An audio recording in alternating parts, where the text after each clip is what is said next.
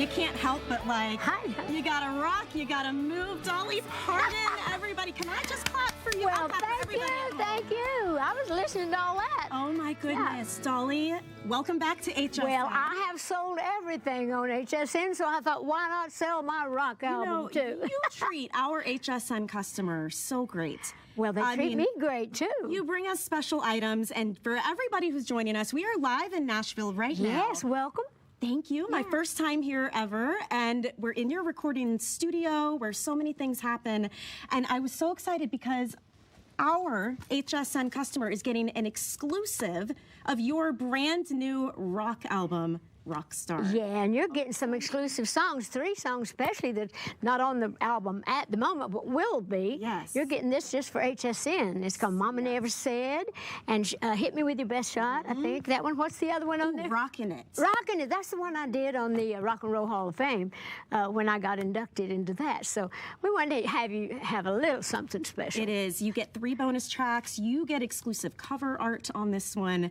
And Dolly, I was saying earlier, I mean, your musical career, I mean, honestly, it needs no introduction, but just to fill everybody in, your career spans over 60 years. Oh, I started when I was young. When you said a while ago I sold 100 million records, I thought you said over 100 years. I thought you said, sometimes I feel like it. I've lived so long and done so many things. I mean, but here I am at 77, and I'm a rock star. You are a rock star. I dress for the part. Yes, and so we're showing right now on the screen to everybody at home all of the tracks on this album. So just to fill everybody in, there are 30 songs on this CD. That's not counting the extra 3 bonus that all of our HSN customers get. 30 songs, and 9 of which are originals. I mean, did it get to a point where you guys were like, we got to whittle this down? Well, we did. Kent Wells, who produced the album, did a great job. We kept recording because I kept wanting to see which songs that I could do, and then I would plan to narrow it down. But every time I'd think, I want to do this, I want to do that. And after about 30, Kent said, Dolly, you can't record every song that's ever been. We gotta stop. So he said, you got to stop. So we did, but then we had, I went back in to record a song that we'll talk about later that I thought we have to call another session. So then we called a session for that, and then we recorded a few more. So we wound up with enough for little bonus tracks as well. Amazing. It is a mega roster. I don't know if you all just saw on the screen the tracks, but just a few of the friends that joined Dolly. I'll just name some: Sting, Steven Tyler, Kid Rock, Stevie Nicks, Peter Frampton, Joan Jett, Miley Cyrus, Chris Stapleton, Pink, Brandi Carlile, Elton John, Melissa Etheridge. We got a little Linda Perry thrown in, some Sheryl Crow, Paul McCartney, and Ringo Starr, and Lynyrd Skynyrd. I mean, the list goes on and on.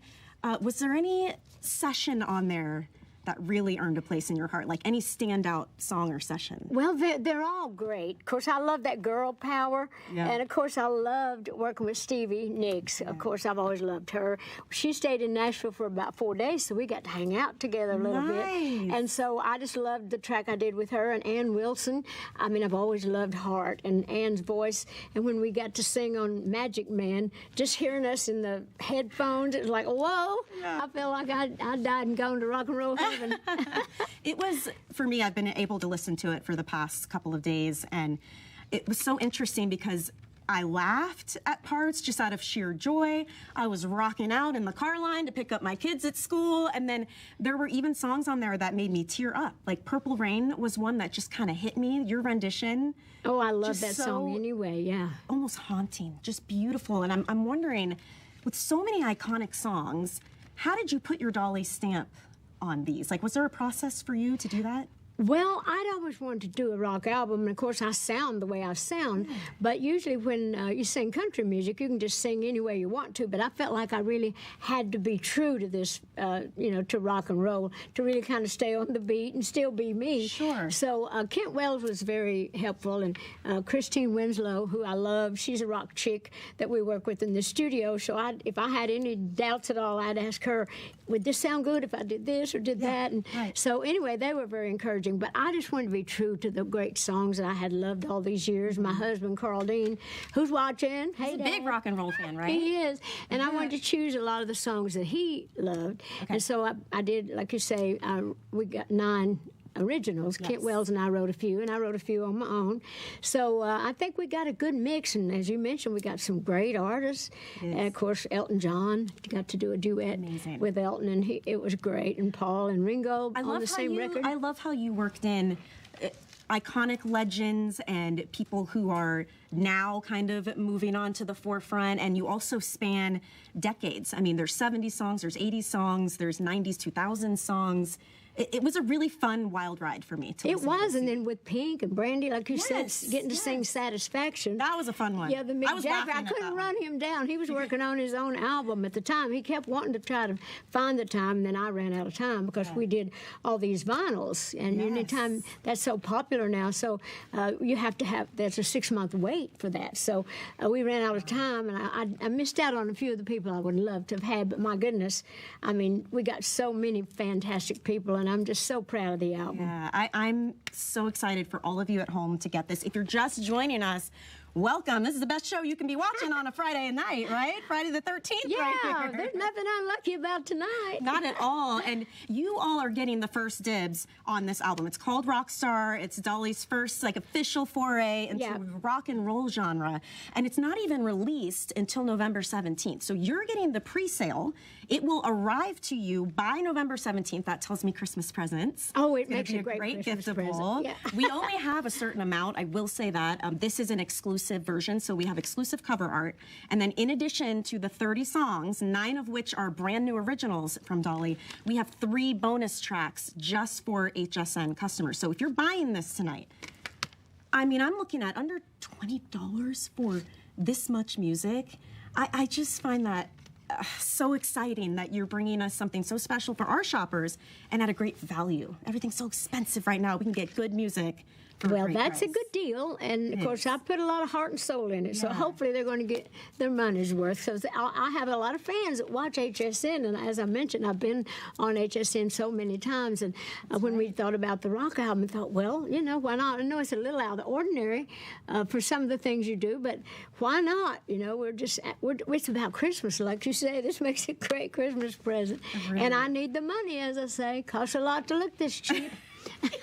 And this cheap, and this cheap. You heard her. Dolly's asking for you and your support. I need the money. No, I really think people are going to love this. I put my heart and soul into it, and how can you not have great music with all the people that we're talking about? There's many more that we didn't mention that I'm very, very proud, to be part of. We're going to dive into all of that. We're going to share fun stories. We're going to talk about more of the artists. Clearly, one of the biggest parts of your career and one of the things you dedicate so much time and attention to is your fans.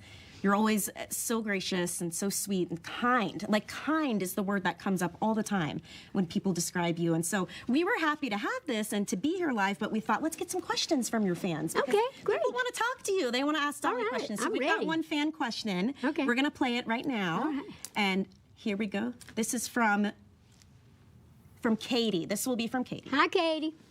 Hi, Dolly. My name's Katie. I'm such a huge fan. I love you so much. I love you, Katie. I love your voice, your music, and you're beyond. I think you're absolutely incredible. And I'm so excited for your new rock album.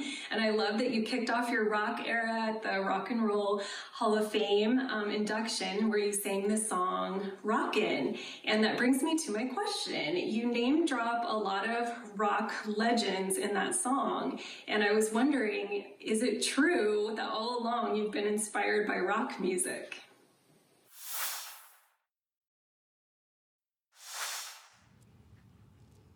Okay, so she wants to know, is it true that you've always been inspired by rock music, even though you're a country star? Well, yeah, I have. Hi, Katie. We couldn't hear you very good in the studio here, so so I was trying to make out what you said, but I've always loved rock music. Of course, we all grew up with Elvis and the Beatles when they came along. We were all young then, and not so many of these great songs. But yeah, I was inspired by with Elvis and Jerry Lee Lewis, Carl Perkins, a lot of those people that were really great at the time. Little Richard.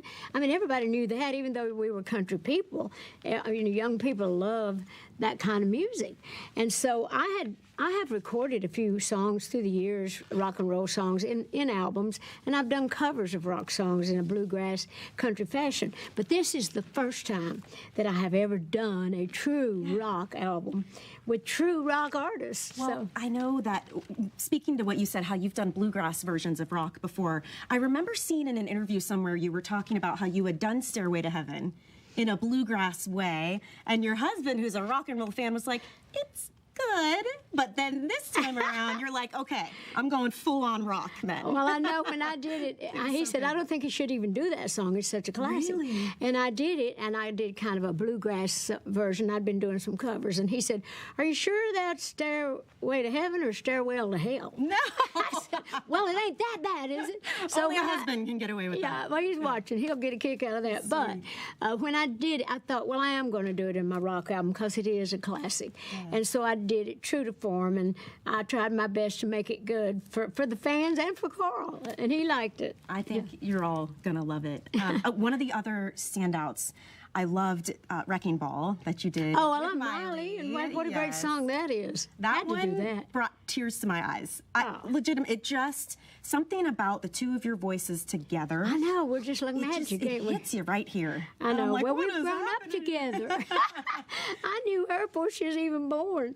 I'm kind of her fairy godmother, so I've known her since she was little, and so we just are connected. So I think you feel that when we sing. What are some of the other songs you're excited for our HSN shoppers to hear? Well, I think they're all great. Yeah. When I did one of the originals is a song called My Blue Tears that I got to do with Simon Le Bon from Duran Duran that went in the Hall of Fame. And Heartbreaker I did with Pat Benatar. I also did the bonus track of hers. And so I really, love just singing with all the people, on the album. And of course, Chris Stapleton, who is one of my very favorites, and Bob Seger, we did his song Night Moves on the that album. One was really fun. So that was a joy for me. He's the only not rock person, but he's so loved by everybody and sings so great. Yeah. But anyhow, I love working that with him. And Emmylou and Sheryl Crow, I wanted to do a tribute to Linda Ronstadt, who is, we worked together. Linda, Emmy, and I did some of my best work ever on the trio projects. And then of course, Linda is not singing much anymore, so I grabbed Sheryl Crow, and we did the You're No Good. And so that was a real special moment, and hopefully Linda's going to love that. And I know another one a lot of people are talking about is getting Paul McCartney and Ringo Starr together. Well, they weren't together, but we did it. A lot of these songs we did, I got to work in the studio with some of them. Some of them had to work different places wherever they were in their studios. It's a different day and age now from what we used to do. So Paul, when I asked him if he would sing on it, he said, yeah, and I'll play piano if you want me to. I said, oh, I think I want you to. Yeah. So he did both. Yeah, and then I thought, wow, because they're the last of the Beatles, and I thought, wow, I wonder if Ringo would play on it. And he did, so I felt very privileged to have the two of them on this. How did that process go? Like, how did this idea first come to be? You were recently inducted into the Rock and Roll Hall of Fame, and I know maybe that sparked something, or has this been something in your heart for quite some time? Well, all my life, or all through the years, I used to think someday I'd like to do a great rock album, and I was thinking in terms of like a Linda Ronstadt type, rock chick type album, that kind of thing. But then when I got inducted into the Rock and Roll Hall of Fame, I didn't feel like I had earned that. And I didn't mean to start a controversy, but I just kind of said I'd rather not take votes from somebody that spent their whole life in it. Yeah. Well, they said they were going to put me in anyway based on what the Rock and Roll Hall of Fame is. It's people's music that had influenced other people. Sure. And so I accepted gracefully, but I thought, well, I'm like my daddy. I don't want nothing I don't earn. So I thought, well, I've got to do a rock album so I can feel like I've earned my place in the Rock and Roll Hall of Fame. So it's so important to me that the rock people out there appreciate this album, especially the ones that I'm singing with and did their songs, but just the rock field in general. I want them to think, that's not bad for a country girl.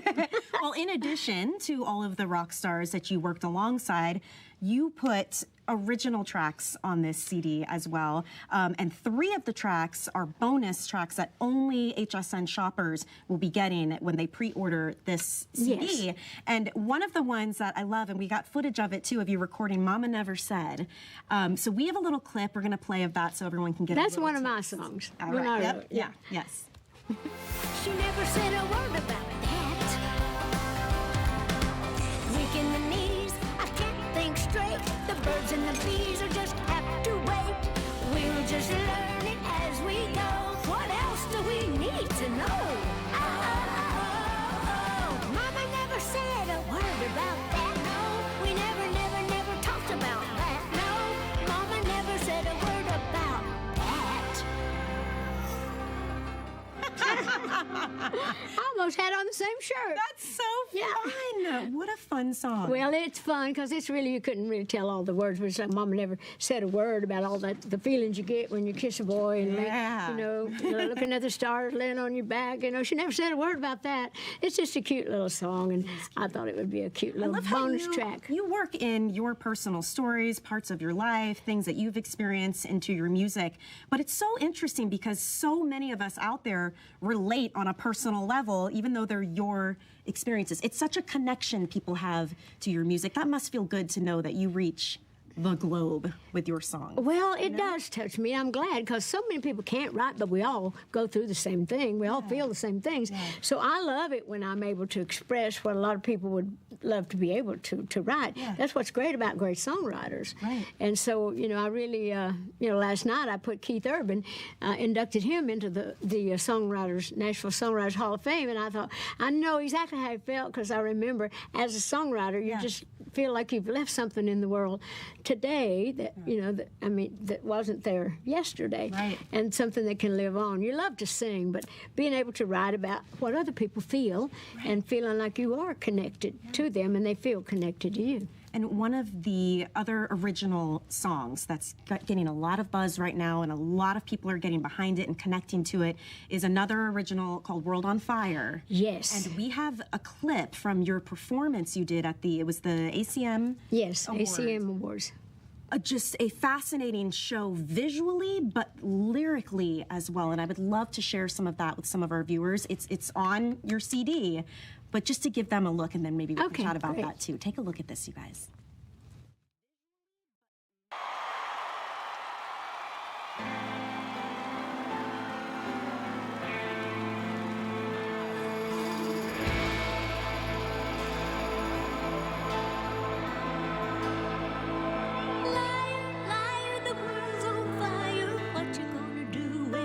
Burns down. Fire, fire, burning higher. Still got time to turn it on. Now I ain't one for speaking out much, but that don't mean I don't stay in touch. Everybody's tripping over this or that. What we gonna do when we all fall flat? Liar, liar, the world's on fire. What we gonna do when it all burns down? I don't know what to think about. When did we lose in God we trust? God Almighty, what we gonna do if God ain't listening and we're deaf too? Liar, liar, the world's on fire. What you gonna do when it all burns down? Fire, fire, burning higher. Still got time to turn it on down. Don't get me started on politics. Now how are we to live in a world like this? Greedy politicians, present and past, they wouldn't know the truth if it bit them in the Oh, they cut it off right down. I mean, I get passion from that, energy, urgency. I mean, this is one of those songs that people are like, wow, watch out, Dolly. Well, it does, it really is one of those songs. After we had finished the song, after Kent had said enough, stop, I went home that night and I just got pulled out of bed, with a feeling that I needed to write something. So I wrote that song and I called Kent the next morning and I said, Kent, we got to call another session. I've written a song I think we have to do. He said, Dolly, we can't record another. we can't do a session for one song. I said, I think you'll think we can. So we did put a few other songs in, and we did that one. But I just felt so led to write that song because the world is on fire. It's like everything's so crazy. And I'm not into politics. I hate talking about that, but I just hate seeing what we're doing to one another. I think it almost transcends just politics. I mean, I know you talk about politicians in the song, but I think you're right. As a whole, it's about us coming together and putting a little more kindness. Can't we rise above? Can't we show some love? Can't we just step up and make a change? So anyway, I should have said, leaders of the world, present and past, you better make a change and you better do it fast. That's basically what I was saying to everybody. True songwriting, on the fly, no big deal. Just your process for songwriting, it fascinates me. I mean, I've watched documentaries and interviews with you and just doing my research to come here, and I've heard you tell stories of how, almost like with this song, how it pulled you out of bed, how the inspiration just kind of hits and rings true to you, and you put pen to paper, and next thing you know, you've got a song written. Are there other songs you've done that with? Oh, many times. But that's the thing about being a songwriter. And see, that's how I express myself. So many people have their way of expressing how they feel about things, whether it be about the problems of the world or whatever. But for me, I feel like I can do the most good if I write it down. And because I'm not the one to carry signs in the streets, and we talk about that in that song if you hear the rest of it. But it is, like you say, on the album. But I'm just real proud of that song. I still think it's just a song that is still right now. So who knows? Maybe that one will make its way back around. Everybody here in the studio, if you guys could see behind the cameras, there's so many. We're tapping our feet and we're moving. Like, it just kind of makes you want to move and get up and dance. And we got a bunch of those in the album. I mean, it is so great. You can see well over 2,100 of these sold already. Here's what I will say, because I won't be doing my job as your shopping buddy if I don't kind of give you some updates here as to what's happening on HSN. Dolly has been gracious enough to bring us a limited amount of completely exclusive versions of her brand new Rockstar album. So the album itself, when it does hit the market, it's in, I believe, November 17th. There will be 3 tracks that aren't on that one, because you as an HSN shopper are getting an exclusive version with 3 bonus tracks. You're also getting exclusive cover art, which we'll definitely talk about this and rock and roll fashion in just a moment as well. But those extra tracks are in addition to 30 songs, 9 of which are original, brand new Dolly songs. All the rest, just an incredible roster of musicians and songwriters and people that, like I said earlier, it just spans all generations. I mean, it is a phenomenal 2-disc CD. You can see all of the songs and the artists right here on the side of your screen. So if you want to order this, you are getting first dibs on the exclusive version. It will arrive to you by November 17th. That's when the album comes out. So you're literally getting it the day it's out. You don't gotta wait in line. You don't have to like search the internet and hope you get yours. This is like your reservation, your pre-order. $19.99 is phenomenal. We happen to have 5 flex pay on everything, Dolly. That's how people pay a fraction, and they get it now and they pay that off over time. $4. $4. And I would think of giftables too. Anyone in your life who's a Dolly fan, they won't have this version if you're getting it for them here before they sell out. So it's something really special. It has a story behind it. We have all this merch. We're going to talk about exclusive merch. There's T-shirts. You got Dolly on your shirt. Look at me, I'm Dolly. Don't you want to have a little Dolly? I got Dolly on my shirt, too. It's the closest I'm going to get, and I'll take it. I mean, we have blankets.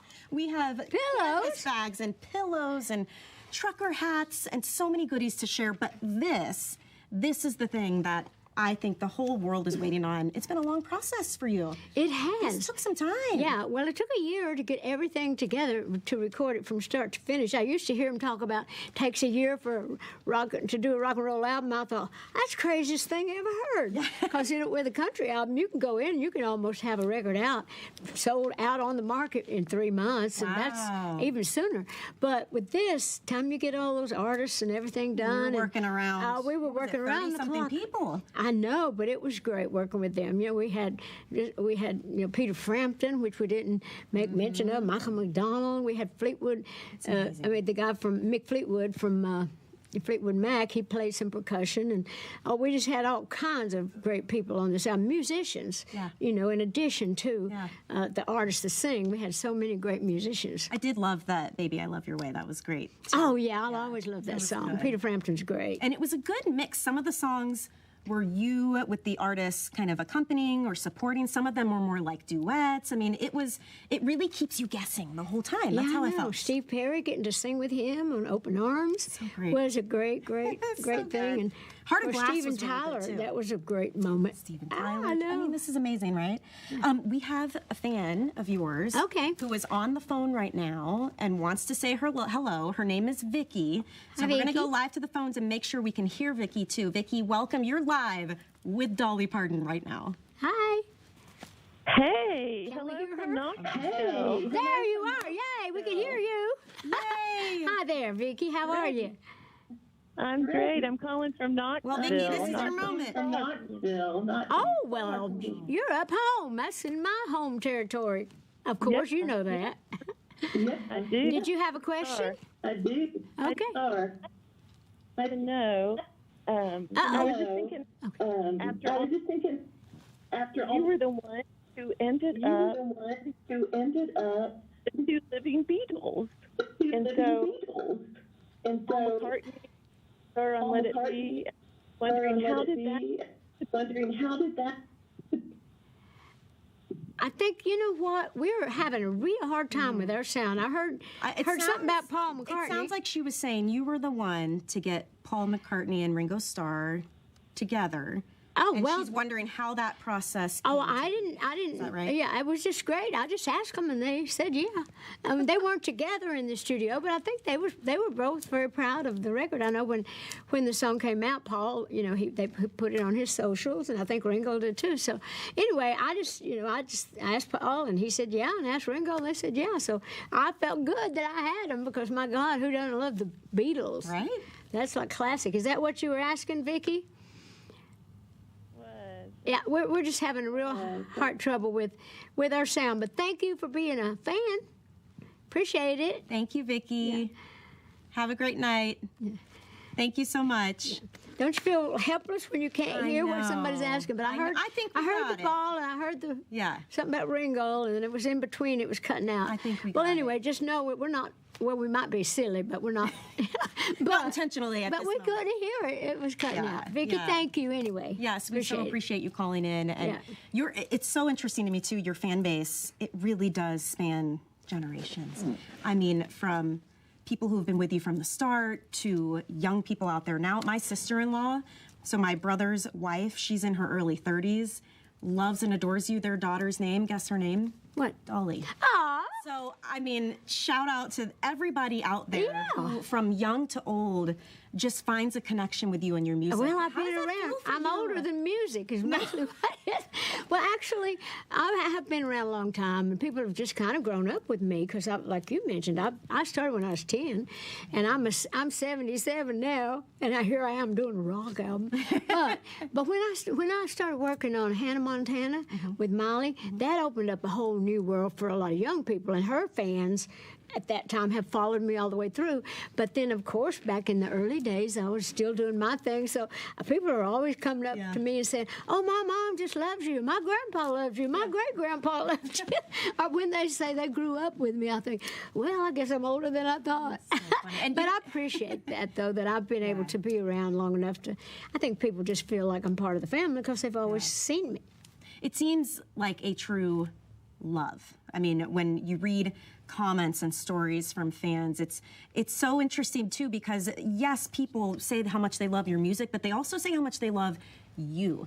Like that you're just a light. You are kindness personified. I hope I'm hitting it right for all the HSN fans out there. And well, you're very sweet to say that. True. But I love people and I love what I do, and I think that kind of shows too that I'm happy with that. And I'm just a country girl. I'm kind of like a mountain Cinderella. My story is kind of a Cinderella story, and so I think a lot of people relate to that. And also, I always talk about how I feel like all things are possible and that dreams can come true. And I'm a good example. My first little book that we put out through my Imagination Library, where we give books to children, from the time they're born till they start school.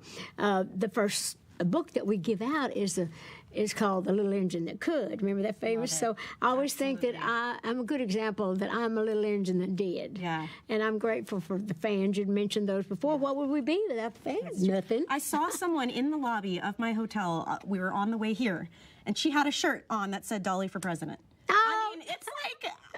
I always have my fun joke I say about that when they said Dolly for President. I said, no, we've had enough boobs in the White House. So I just kind of move on from that. I wouldn't be in politics.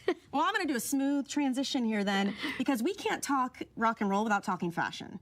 I mean, they go hand in hand. Yeah, look at some of these. these. Fabulous. All the artwork here is incredible. Let's talk about it for a minute. We've got your vinyl Yeah, here you can as hold well. those up. Oh, we have the four. This is the cover for these four